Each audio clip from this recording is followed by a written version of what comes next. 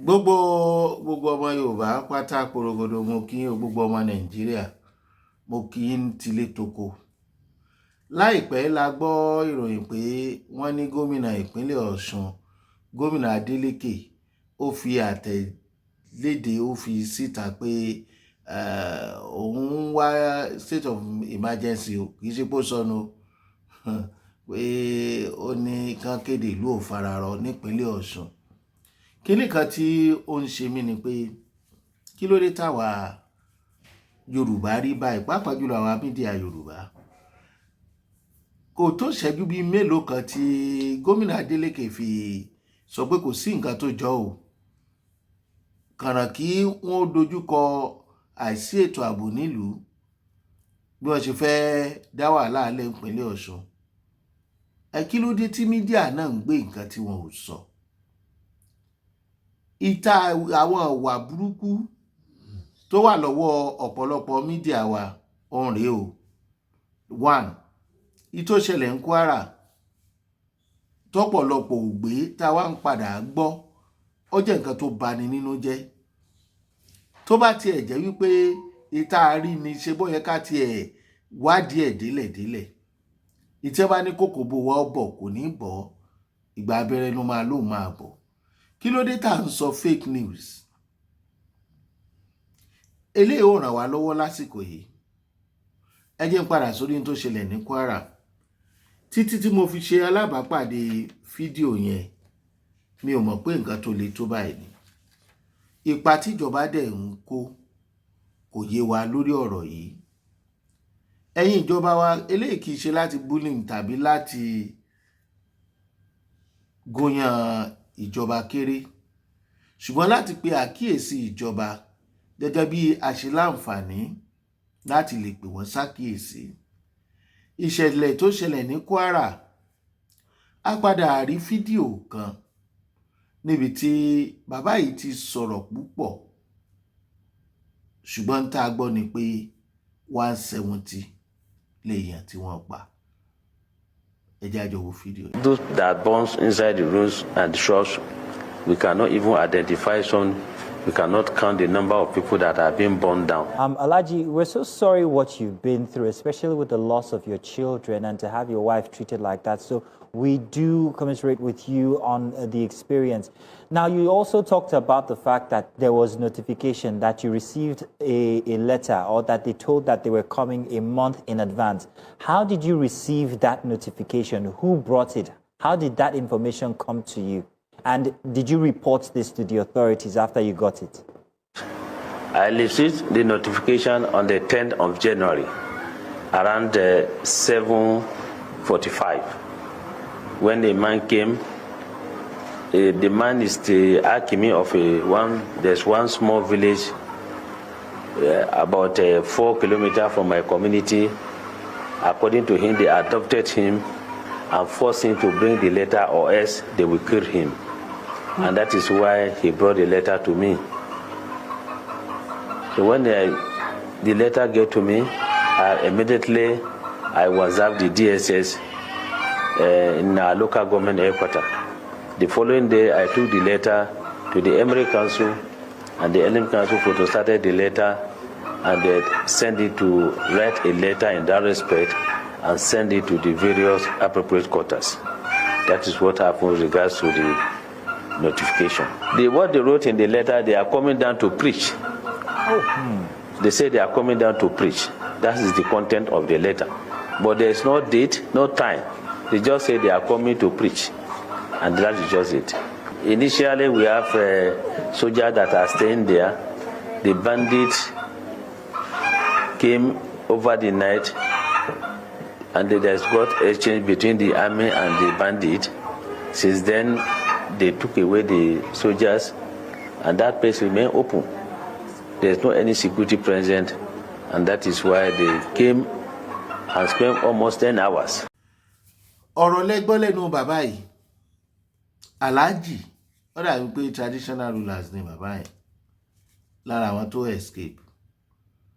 Àrí 170 tí wọ́n ní òkú àwọn èèyàn rèé o. Nígbà yẹn ni wọ́n sọ wípé mùsùlùmí ni wọ́n pa, torí pé wọ́n nígbàgbọ́ pé kìrìsìtẹ́nì ò pọ̀ ní Kwara pẹ̀lú mùsùlùmí ní ìlú Ìlọrin, ṣùgbọ́n apá ibi tí wọ́n lọ tí wọ́n ti pààyàn yìí kìrìsìtẹ́nì pọ̀ ń bẹ dáadáa.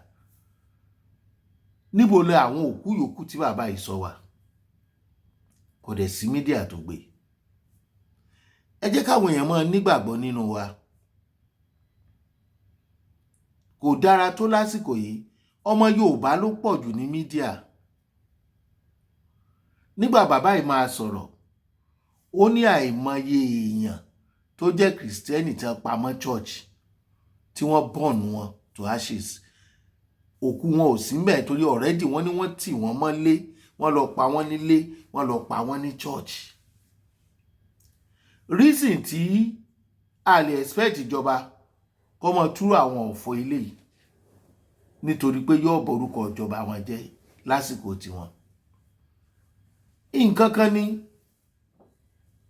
bí àwọn tó ń pààyàn ò bá bẹ̀rù Ọlọ́run, ẹ má jẹ́ kí mídíà ò dákẹ́ nínú òdodo.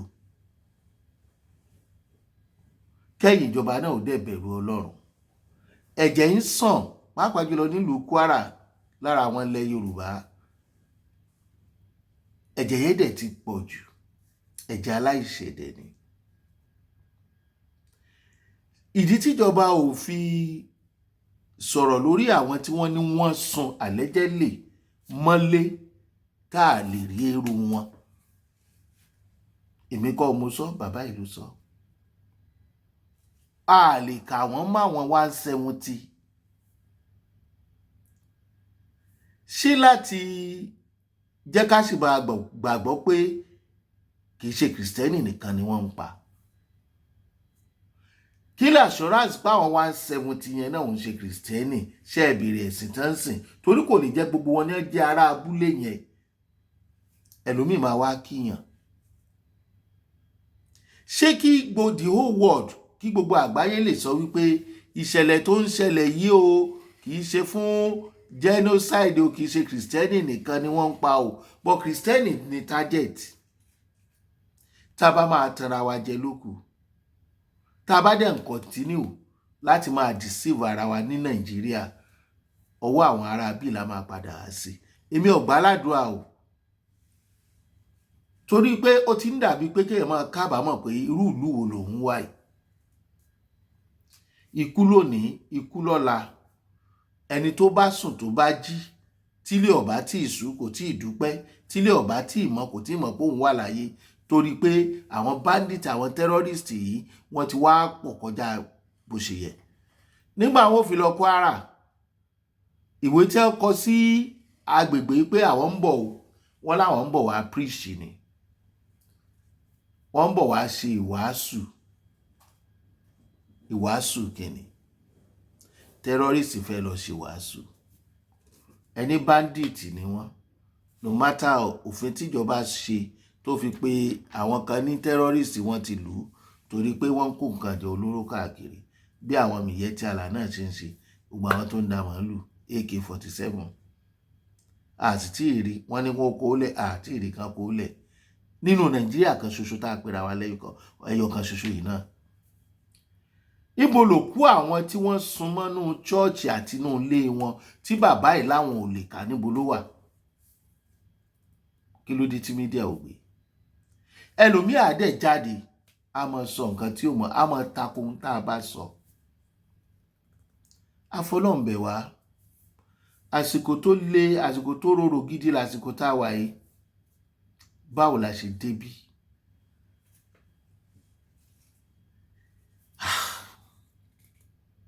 Nígbà tán dé tí wọ́n ṣe ọ̀yá o, ẹgbà ṣàríà o, ẹgbà gbà o.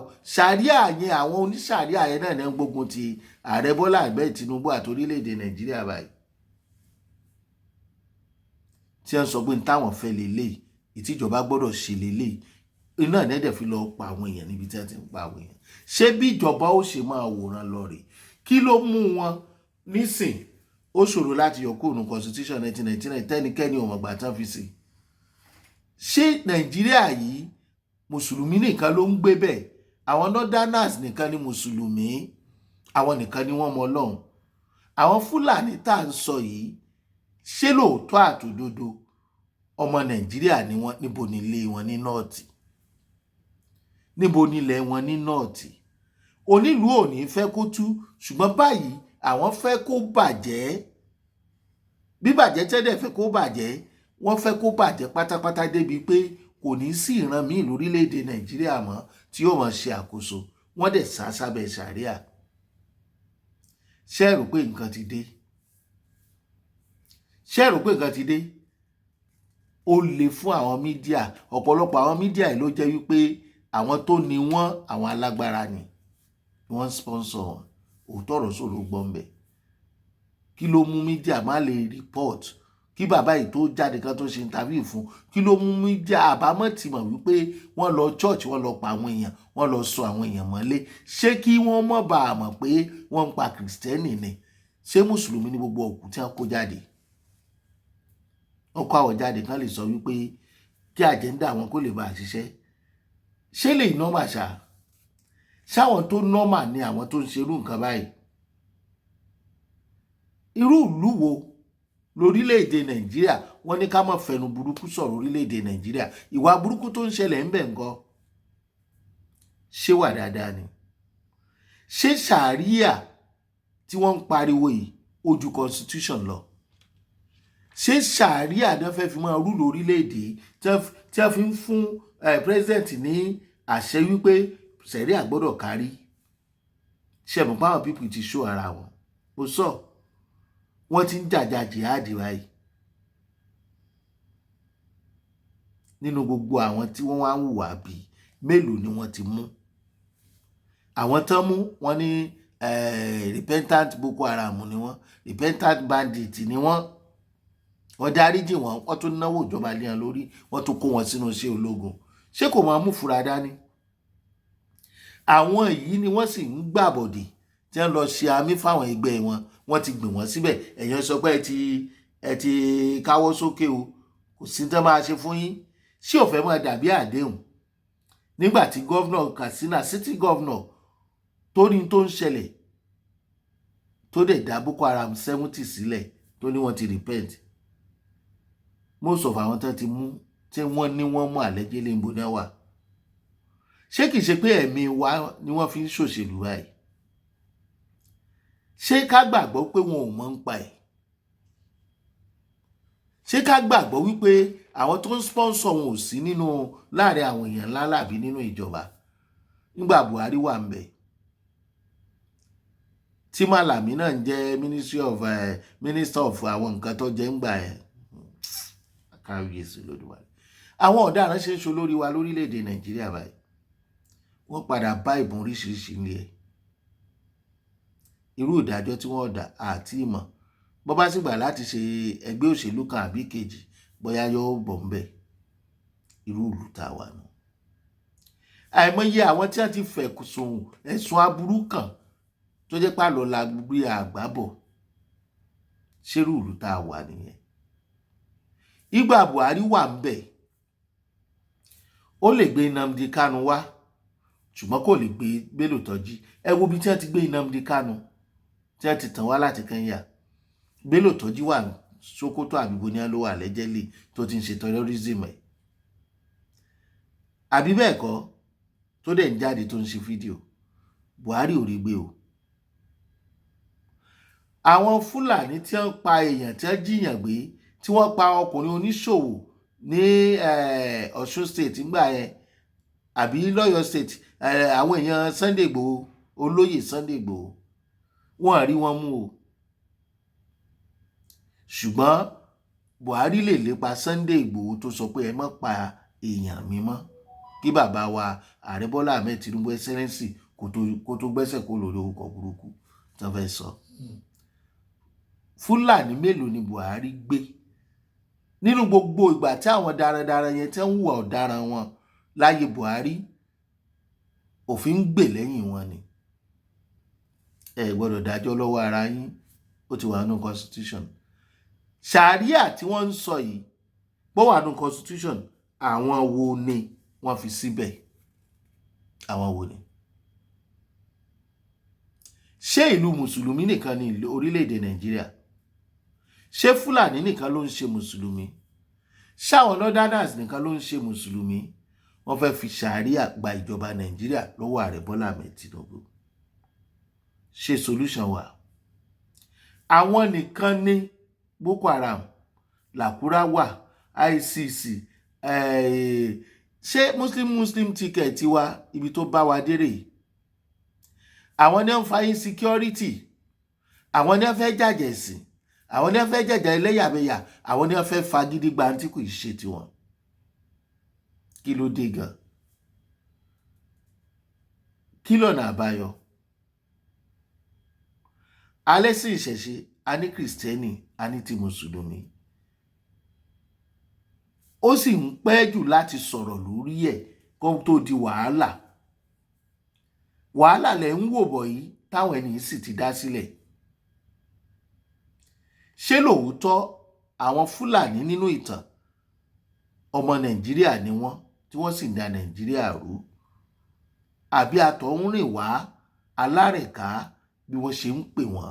wọ́n ní Fúlàní Málì yàtọ̀ sí ti Nàìjíríà. èwo ni ọ̀dàlúrú, èwo ni kì í gbébọn? ẹ̀yin ọmọ Yorùbá tòótọ́, kì í ṣe láti jà ṣùgbọ́n láti múra ní ìtawà ń sọ yìí o. ohun tó bá ṣẹlẹ̀ ní kí ẹ jẹ́ ká máa sọ ní mídíà. níta bá rí ẹ mọ̀jà bò mọ́lẹ̀ o. ṣe rí àwọn kan wà nú àwọn tí wọ́n ń darí wa tó jẹ́ pé àwọn nǹkan tí ẹ bá rò pé ẹ fẹ́ sọ wọ́n lè fowó rà kó má bàa bà orúkọ ìjọba wọn jẹ́. ẹ̀yin náà ẹ má parọ́, ẹ má cook story tí ò ṣẹlẹ̀. ìtó bá ṣẹlẹ̀ tá a bá rí ẹjẹ́ àwí o. ibi tọ́rọ̀ ń lọ ń sìn, tí àwọn àjọ àgbáyé bá rí pé kì í ṣe kìrìsìtẹ́nì nìkan ni wọ́n ń pa, tí gbogbo wa dẹ̀ jọ mọ̀ pé kìrìsìtẹ́nì ni wọ́n ń pa, mùsùlùmí ni mí, Jẹ̀lílì lórúkọ mi, Àbújẹ́lì lórúkọ mi, ṣùgbọ́n mi ì faramọ́ ìwà ìpànìyàn. àwọn ẹni yìí ti mú ẹ̀sìn mùsùlùmí sú àwọn ènìyàn. ṣé ẹ̀sìn tí wọ́n sọ pé òun ni ó gbéyàn wọ àlùjánnà ló ní ká máa pa èèyàn yìí? ṣé bí wọ́n ṣe sọ nìyẹn? tó bá jẹ́ bí wọ́n ṣe sọ nìyẹn, irú ẹ̀sìn wo ni? ìwọ yóò mọ òtítọ́, òtítọ́ yóò sọ ọ́ di òmìnira. ẹ̀yin ìjọba wa, ẹ mọ̀ ó tó àwọn ará bí o. ẹ mọ nǹkan tí wọ́n ń gbìyànjú láti ṣe o. tẹ́ ẹ bá lẹ́ẹ̀mọ̀ ìrọ̀lẹ́ pa o. ẹ ń gbìyànjú láyé ara yín ṣùgbọ́n kò yọ, kò jẹ́ ká mọ̀ pé ń gbìyànjú. tí ò bá jọ́rọ̀ Amẹ́ríkà àti Israel tó ń fọkàn àwọn èèyàn balẹ̀, síbẹ̀ ojoojúmọ́ ni àwọn èèyàn fi ń kígbe oró.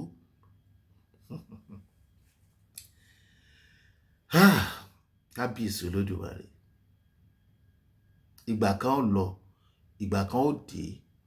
ọba tó jẹ́ tí ìlú tòrò, orúkọ ò ní parẹ́. èyí tó jẹ́ tí ìlú tó tòrò, orúkọ rẹ̀ ò ní parẹ́. ìgbà yín ó tù wá lára ààrẹ, ṣùgbọ́n ó ní àwọn èèyàn lára lọ́wọ́lọ́wọ́ báyìí. kó padà tú àwọn èèyàn lára, òun ló dára jù o. bá a ṣe ń yìnyín láwọn ibi tí ẹ ti ń gbàgbára lọ́wọ́ northerners, a mọ̀ pé ń gbìyànjú ni o. àmọ́ tí insecurity ò bá kásẹ̀ nílẹ̀, ẹ̀yin la mọ̀ pé o. ẹ fura sáwọn tó ń bá yín ṣiṣẹ́ o, pàápàá jùlọ àwọn northerners. wọ́n lè lọ bí márèèjì kan, bóyá ọmọ mínísítà yín àbí nǹkan, wọ́n ròyìn nǹkan táwọn ọmọ ará bí ìtàn ṣe lọ́hùn. àsìkò yìí kì í ṣàsìkò pàtì. bẹ́ẹ̀ ni pẹ̀lú gbogbo tó ń lọ nílùú, wọ́n fẹ́ràn yín o. bó bá kọ iwájú sí yín kẹta, tó bá kọ̀yìn sí yín kẹta, bó bá kẹ̀yìn nìkan kẹtúrò ara yín pa. Nàìjíríà náà ó yàtọ̀ sí Nàìjíríà òní. ayé Buhari ó yàtọ̀ sí ayé Tinubu. ariwo tí wọn ò pa nígbà Buhari tẹ̀mí ń ṣòfò, òun ni wọ́n ń pa bí wọ́n ṣe pa láyé Jonathan Goodluck Jonathan. bàbá, àwọn aráabí ti lò yín. wọ́n lò yín láti fi ṣe àwọn nǹkan kan. tí bá sọ pé wọ́n lò yín kì í ṣe fáburú, ṣùgbọ́n wọn ò mọ̀ wípé ọgbọ́n ń bẹnu ara yín. ó tún wá lẹ́sẹ̀ pẹ̀lú ẹ̀ àìmọye tó lẹ́sẹ̀ tó járọ àìmọye tí ò lẹ́sẹ̀ tó járọ tá a bá fi kàn fi sọ̀rọ̀ pé ọgbọ́n ń bẹnu arọ yín ẹ̀ kí ń ṣárọ ọgbọ́n wà ẹ̀dẹ̀ rẹ́sẹ̀ gbé ṣùgbọ́n gba sùúrù àmọ́ sùúrù yẹn sà ìrètí pípẹ́ ó ń ṣe ọkàn láàrẹ̀ àwọn ọmọ Nàìjíríà ń ké àwọn ará Kwara ń sunkún àwọn Middle Belt ẹ̀jẹ̀ ń sàn kí lọ́nà àbáyọ ṣé bá ṣe máa bá lọ rí ẹ̀yin èèyàn mi ẹ fi sábẹ́ comment section o Sharia jihad nílẹ̀ Yorùbá wọ́n ní dandan ni àwọn Sharia council ló sọ o ṣó possible ṣá ṣé nǹkan kan náà ni wá sọ̀rọ̀ yóò mọ lọ bí kàkà kí ọ̀fọ́n tọ̀ sí ẹ̀kọ́ òǹkálukú ṣe kíni wọn à fẹ́ gbọ́ division wọn à fẹ́ gbọ́ destructioning wọn à dẹ̀ sinmi fífẹ̀mí èèyàn ṣòfò wọn à sinmi gbígbé Sharia tipátipá lé àwọn tí ò fẹ́ lórí kí wá lọ́nà àbáyọ o á pàdé ńgbà mi ọlọ́run á kọ́ wa máa ṣe ṣùgbọ́n ìjọ kan yóò jọ kan o tọ́lọ́run ó dé tí ó sì ṣèdájọ́ oníkálukú gẹ́gẹ́ bí iṣẹ́ ọwọ́ ẹ̀ ṣe rí ẹ̀jẹ̀ ń sàn o wọ́n ń pa kìrìsìtẹ́nì o wọ́n ń pa kìrìsìtẹ́nì o àwọn tó pa ń Kwara tá a gbọ́ tí bàbá yìí sọ pé wọ́n burn to ashes wọ́n sun wọ́n dèrú tá a bá ka òkú àwọn yẹn mọ́ mélòó ló máa jẹ kí ló dé tá a rí yẹn gbọ́ tí bàbá yìí fi jáde jùgbọ́n àwọn Star Channels lẹ́ tí mo wá ṣe wọn Agboola lórúkọ tèmi ó tó dìgbà míì lọ.